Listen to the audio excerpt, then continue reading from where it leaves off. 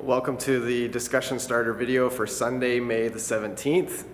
This week we're continuing in our series, God is For Us, and looking at the topic of obedience. We're in John chapter 15, verses 9 to 17, and I would encourage you to read that passage over. And then this video is designed to help you in a discussion environment. So if you're leading a discussion in your home, or maybe with a group, a life group, or just a group of friends, if you're wanting to continue the conversation from the sermon on Sunday. So John 15, verses 9 to 17. And I would encourage you to start with the question, what does obedience to Jesus look like? I know that's a question I have wrestled with a lot over the years, and especially as a young believer, as a teenager.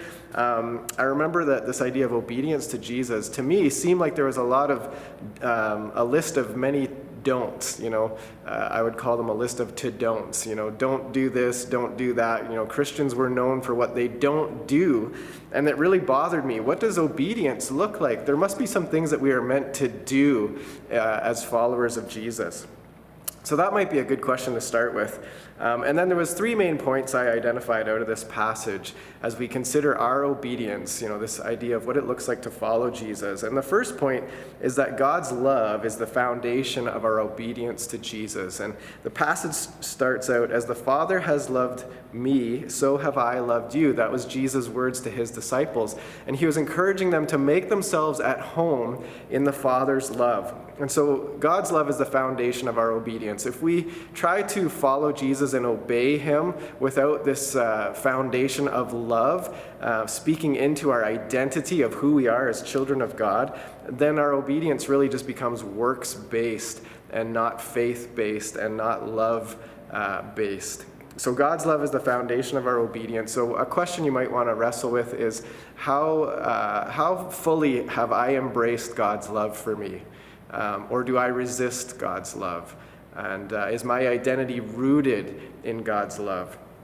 And the second point we highlighted was that intimacy with Jesus is the motivator of our obedience to Jesus. And I talked about the difference between a slave and a friend, or a servant and a friend. A servant or a slave obeys his master because his master is the boss. And so there might be a reluctant obedience in the life of a servant or a slave.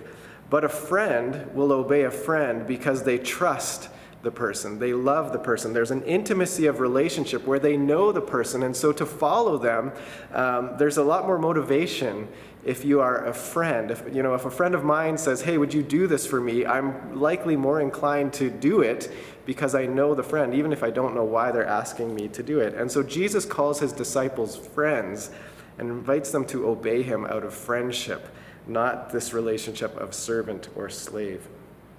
And then the last point I kind of drew our attention to is that loving others really is the bottom line of our obedience to Jesus.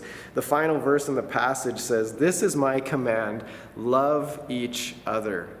If we're going to follow Jesus and sort of ask the question, what does obedience to Jesus look like? Really, it looks like loving the people around us. And I talked about the scene in John chapter 13 where Jesus, before the Last Supper, he washed his disciples' feet. He took a basin of water and a towel, and he went around and he washed his disciples' feet. And I would encourage you to consider, what would it look like for you to follow in Jesus' example, to love others well? What would it look like to pick up a towel and to serve the people in your life? Maybe think of the people in your home, or on your street, in your work environment, in our church body. What does it look like to pick up a towel and to serve and to love the people around us?